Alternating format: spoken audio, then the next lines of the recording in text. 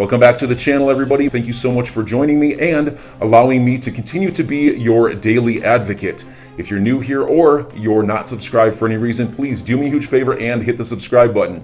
Thank you to all of you who have been watching and following me for so long. It truly means a lot, and I'm glad that I can be this person. $20 a pop, you can buy a security, actual security of the artwork and have a position in that art. I absolutely love it. I'm excited about it. Swiss city of Laguna is excited to make Bitcoin a legal tender after Mexico and El Salvador will be making use of Bitcoin, Tether, and Swiss franc stablecoin to facilitate payments across services. You know, I do believe, and I've said it before, I'm going to say it again very quickly, I'm not going to get my needle stuck on it. This whole Bitcoin legal tender business is not over by a long shot. Write it down. If I got to make a video, take it back, I certainly will. I think that's a problem that's not going to remain much longer. We'll see. I'm not saying Bitcoin goes away. I'm just saying the legal tender business is going to be an issue going forward. I can feel it in my bones. Right here, China's yuan payment settlement system, which has 75 direct participants, including Citibank, HSBC, Deutsche Bank, and 1,200 indirect participants.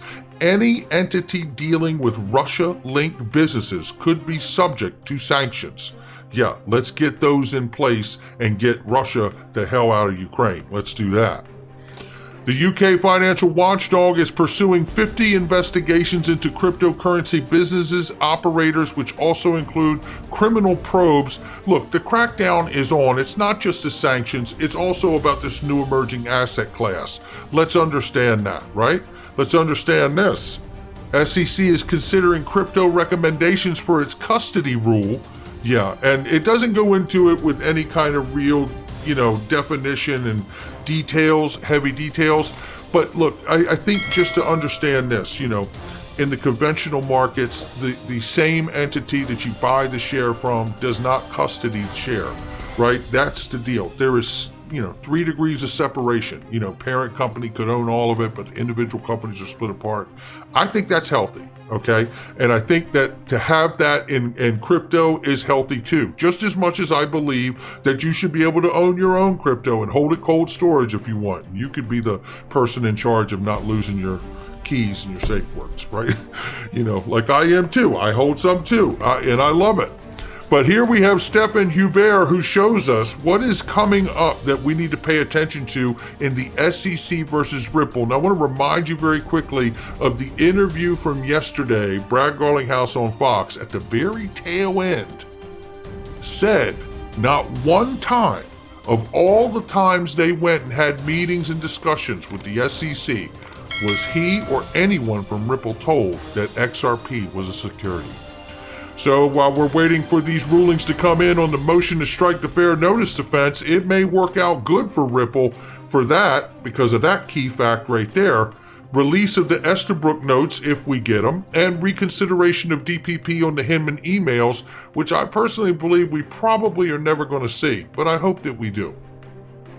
Let's get into this, because there's more drama around the space, and it's not just at Ripple's doorstep anymore over XRP.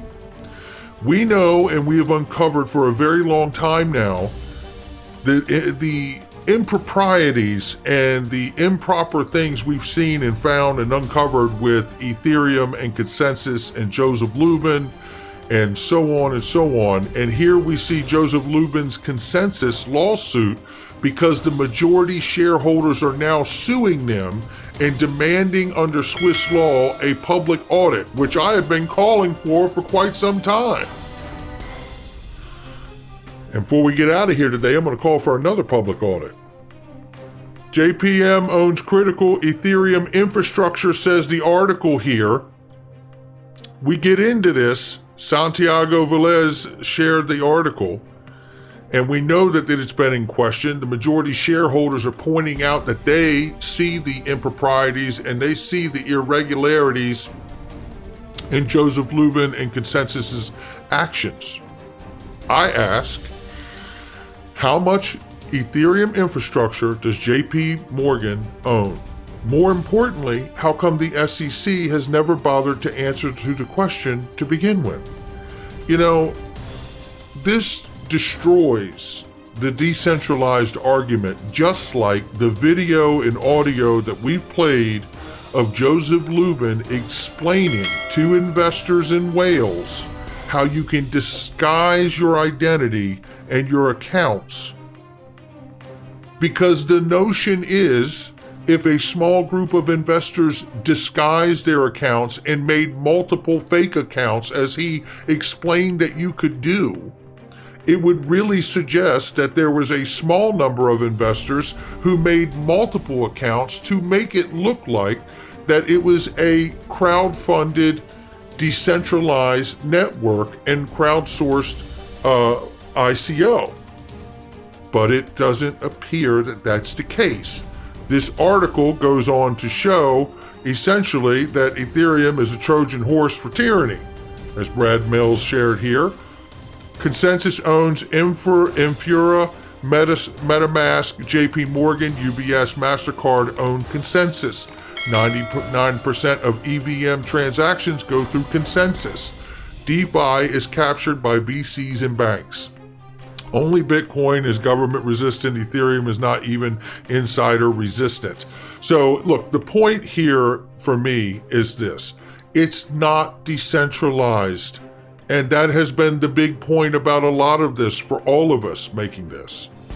And if it's not decentralized, then we have to start asking ourselves about these associations that are out here. The Digital Chamber of Commerce, Perry Ann Boring. You know, I played this clip. I'm going to play it for you again right now. Listen to this and we'll get into this. Mr. Bankman-Fried, if you go by market cap, the vast majority are commodities.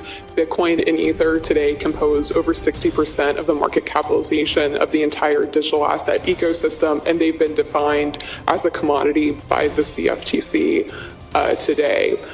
There's other categories. We kind of talked about categories of digital assets. Another one is intentional digital asset securities. One is intentional digital asset securities. Bankman-Fried, if you go by market cap, the vast majority are commodities. Bitcoin and Ether today compose over 60% of the market capitalization of the entire digital asset ecosystem, and they've been defined as a commodity by the CFTC today. There's other categories. We kind of talked about categories of digital assets. And then it repeats, and she goes into obviously saying digital asset securities. You know, so the question is here, it's like, you know, now these associations, the Digital Chamber of Commerce, the Blockchain Association, they're supposed to be industry representatives, right? Representing the entire industry. It appears, even in this clip, the only two that she's looking to really look out for here are Bitcoin and Ethereum. Am I wrong, Perry Ann? Please tell me I'm wrong. And in fact, why don't we really tell the world how wrong I am? Why don't we have a public audit of the Digital Chamber of Commerce and the Blockchain Association? Because here's another little gem here. Back in November, if you remember, Jake Chervinsky was taking shots when John Deaton was filing for his status in the case, if you remember that. My comment was directed to the idea of suing a federal agency with sovereign immunity and to the writ filed in January, which I thought was not well done. But I was disrespectful to a fellow member of the bar and dismissive of John's and others' valid concerns. For that, I am sorry. Well, you know what, Jake? Why don't you tell us all why you haven't come to the assistance of John Deaton, who, by the way, is fighting a case for 65,000 XRP holders because the complaint suggests that every crypto can be securities, according to the SEC. What is it you know, Jake, Perry Ann, that it keeps Bitcoin and Ethereum out of the fray? And somehow the rest of the space, Cardano, XRP, so on and so on and so on, apparently they don't matter. They don't register. So maybe we need to start taking a look for a public audit of these associations, because I'm pretty sure they're probably getting a nonprofit designation while they're representing what appears to be 2 of the tokens out of a space of 11,000. Jeremy Hogan here says, I was meeting with Chairman Clayton. He's quoting Brad Garlinghouse here on the interview from yesterday. I met with the SEC commissioners. No one ever once said XRP is a security. Brad Garlinghouse. And the lawyer Jeremy Hogan says, that's pretty powerful testimony, no? It sure is. And when we think about the case being over this year, we've heard from Jeremy Hogan, we've heard from John Deaton, we've heard from many, many others. Shout out to Attorney Seal. You know, this case ends this year by most legal analysts' standpoint and what they're seeing, their analysis. So, understanding that this case could end this year, we're always curious, you know, how fast will XRP take off? What are the factors that could make it take off? This gentleman here, I just came across today. Let's Go Financial is his channel. Let's give him a subscribe. I'm giving him a subscribe. This guy does a great job of breaking down in a very practical way, laying out how he sees it, how XRP could go from $72 to $12,000. I'm not going to give you the whole video, but you should watch the whole video and give the gentleman a subscribe. I'm going to bring us in at the 10-minute mark, and I'm going to let him tell you about some of the background of how you could arrive at these things. Let me get it set up for us here. 1 second. Here we go. I've been working with institutional banks to provide a solution to the expensive and high error-prone legacy payment systems. XRP has primarily been designed for institutional adoption and use. So the question is, how much of the $6.8 trillion daily global transaction volumes will XRP be used to transact? Well, here on Investopedia, it gives us a clue. It says here, institutional investors account for more than 85% of the volume of trades on the New York Stock Exchange. And according to Morgan Stanley, retail traders account for about 10% of the US stock trading volumes. So let's then arbitrarily say that 85% of all transactions that take place on a daily basis will be handled through the institutional side, and about 15% will be done through the retail side.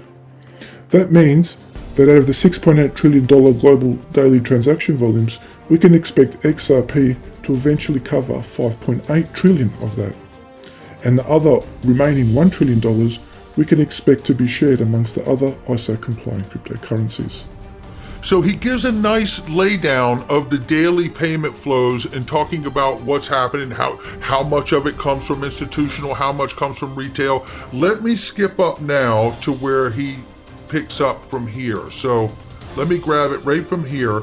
And what he's going to do is give you some different scenarios here of how you could see a different price based on different valuations and different variables. Take a listen. I love the way this guy breaks this down, by the way. Check it out. If XRP is to facilitate the $5.8 trillion a day in transaction volume, it would be fair to say that before that day commenced, the value of the entire 80 billion XRP available to facilitate that transaction will also need to be equal to 5.8 trillion. This means that each XRP needs to be worth $72.50 as a baseline. We get that value by taking the $5.8 trillion, dividing it by our 80 billion XRP that are available, and that's the number that we get. But it doesn't end there. Ask yourself, if you're a business that does not utilize this technology, will you be able to remain in business? Probably not. Why can we say that? Well, as a business, you'll not be able to match your competition on price if your competition uses the technology, as XRP saves you heaps of money in not having to pre-fund Nostro-Vostro accounts with other banks when transacting with foreign countries. That's a direct saving to your bottom line. Also, customers will move to where the user experience is better. You simply cannot beat instant payments 24 hours a day, 7 days a week. That's the user experience that I will choose. So how much is an asset like XRP worth when your business can't really afford to do without it? Well, when it comes to stocks, they can easily trade at 30 times their annual earnings. That means that the stock price is actually worth 30 times the actual earnings that that company made for the year. If we apply that principle to XRP, then XRP would trade at a minimum of $2,175. What's more I don't have a problem with that, do you? is that companies' stock prices can trade at ridiculous levels of exuberance. For example, have a look at Tesla. That's what we've got on the screen here. Look at its current PE ratio. It is currently trading at 167 times its annual earnings. Now, why anybody would pay that for Tesla is beyond me, but that's the point. These things can and do happen.